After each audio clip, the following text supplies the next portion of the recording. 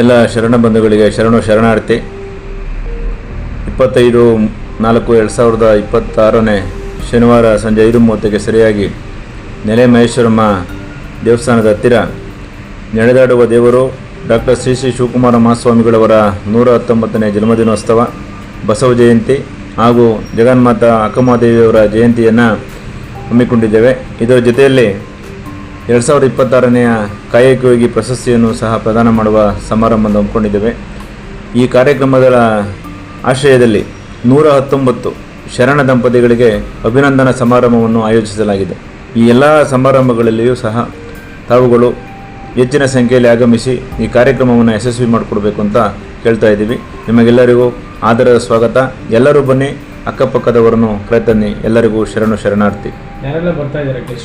ಇದು ಸಿದ್ಧಗಂಗಾ ಶ್ರೀಗಳು ಬರ್ತಾರೆ, ನಮ್ಮ ಸ್ಥಳೀಯ ಶಾಸಕರು ಬರ್ತಾರೆ, ನಮ್ಮ ಮರಸಮ್ಮನವರು ಬರ್ತಾರೆ, ಇನ್ನೂ ಅನೇಕ ರಾಜಕೀಯ ಮುಖಂಡರುಗಳು, ನಮ್ಮ ಸಮಾಜದ ಗಣ್ಯ ವ್ಯಕ್ತಿಗಳು, ಇತರೆ ಸಮಾಜದ ಎಲ್ಲ ಸೇರಿಕೊಂಡೇ ಇದೊಂದು ಕಾರ್ಯಕ್ರಮ ಹಮ್ಮಿಕೊಂಡಿದ್ದೀವಿ. ಹಾಗಾಗಿ ಈ ಅವರಿವರೆನ್ನದೇ ಇದರಲ್ಲಿ ಶಿವಕುಮಾರ ಸ್ವಾಮಿಗಳ ಜಯಂತಿ ಅಂದರೆ ಯಾವುದೇ ಒಂದು ಸಮಾಜ ಆಗಲಿ ಒಂದು ಜಾತಿಗಾಗಲಿ ಸೀಮಿತ ಅಲ್ಲ, ಎಲ್ಲರೂ ಸೇರ್ಕೊಂಡು ಮಾಡೋಣ ಅಂತ ಎಲ್ಲರಿಗೂ ನಾವು ಇನ್ವಿಟೇಷನ್ ಕೊಟ್ಟಿದ್ದೀವಿ. ಎಲ್ಲರೂ ಬರ್ತಾರೆ ಅಂದ್ಕೊಂಡಿದ್ದೀವಿ. ಎಷ್ಟು ವರ್ಷದಿಂದ ಈ ಕಾರ್ಯಕ್ರಮ? ಇದು 98ರಿಂದ ಮಾಡ್ತಾಯಿದ್ದೀವಿ, ಸತತವಾಗಿ 98 ಇಸ್ವಿಯಿಂದ ಮಾಡ್ತಾ ಬರ್ತಾಯಿದ್ದೀವಿ. ಎಷ್ಟು ಜನ ಈ 1-1.5 ಸಾವಿರ ಜನ ಸೇರ್ತಾರೆ ನನ್ನ ಪ್ರಕಾರ. ಏನೆಲ್ಲ ಕಾರ್ಯಕ್ರಮಗಳಿರುತ್ತೆ? ಕಾರ್ಯಕ್ರಮದಲ್ಲಿ ಏನಿಲ್ಲ, 3 ಜನಕ್ಕೆ ಈ ವರ್ಷದ ಕಾಯಕ ಪ್ರಶಸ್ತಿ ಕೊಡ್ತೀವಿ.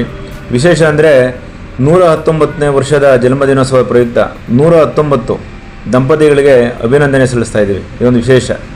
ಏಕೆಂದರೆ ನಾವು ಪ್ರತಿ ವರ್ಷ ಕಾರ್ಯಕ್ರಮ ಮಾಡ್ತೀವಿ. ಆ ಕಾರ್ಯಕ್ರಮದಲ್ಲಿ ಗಣ್ಯ ವ್ಯಕ್ತಿಗಳು ಕರೀತೀವಿ, ಅವ್ರನ್ನ ಸನ್ಮಾನ ಮಾಡೋದು, ಅಭಿನಂದನೆ ಮಾಡೋದು ಮಾತ್ರ ಮಾಡ್ತಾ ಇರ್ತೀವಿ. ಈ ಸಮಾಜದ ಕಟ್ಟಕಡೆಯ ವ್ಯಕ್ತಿಗಳಿಗೂ ಒಂದು ಅಭಿನಂದನೆ ಸಲ್ಲಿಸಬೇಕು ಅಂತೇಳಿ ಅದನ್ನು ನಾವು 2000 ಸ್ವಾಮೀಜಿಯವರ 115ನೇ ವರ್ಷದ ಜನ್ಮದಿನೋತ್ಸವದಲ್ಲಿ 115 ದಂಪತಿಗಳು ಮಾಡಿದ್ವಿ. ಈ ಸರಿ 119 ಜನ ದಂಪತಿಗಳು ಮಾಡ್ತೀವಿ. ವಿಶೇಷ ಅಂದರೆ ಇತರೆ ಜನಾಂಗದವ್ರದ್ದು ಸಹ ನಾವು ಒಂದು 20 ಜನ ತೊಗೊಂಡಿದ್ದೀವಿ. ಸರಿ, ಜಾತ್ಯತೀತವ ಮಾಡಬೇಕು. ಎಲ್ಲ ಸಿದ್ಧಗಂಗಾ ಸ್ವಾಮೀಜಿಯವರ ಯಾರ್ಯಾರು ಭಕ್ತರಿದ್ದಾರೆ ಎಲ್ಲರೂ ಸೇರಿಸ್ಕೊಂಡೇ ಒಳಗೊಂಡೇ ಮಾಡ್ತಾಯಿದ್ದೀವಿ.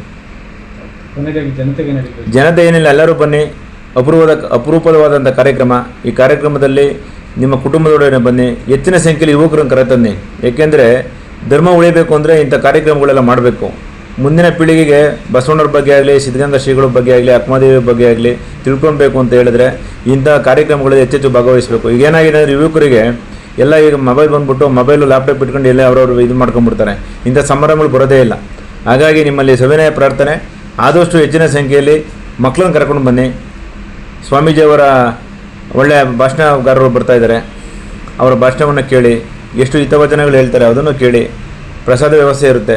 ಎಲ್ಲರೂ ಆನಂದಿಸಿ ಈ ಕಾರ್ಯಕ್ರಮವನ್ನು ಯಶಸ್ವಿ ಮಾಡಿಕೊಳ್ಬೇಕು ಅಂತ ವೀರಶೈವ ಲಿಂಗಾಯತ ಕ್ಷೇಮಾಭಿವೃದ್ಧಿ ವೇದಿಕೆ ಹಾಗೂ ಕಾಯಕಯೋಗಿ ಸಹಕಾರ ಸಂಘದ ಪರವಾಗಿ ನಿಮಗೆಲ್ಲರಿಗೂ ಮತ್ತೊಮ್ಮೆ ಧನ್ಯವಾದಗಳನ್ನು ಅರ್ಪಿಸ್ತಾ ಇದ್ದೀನಿ.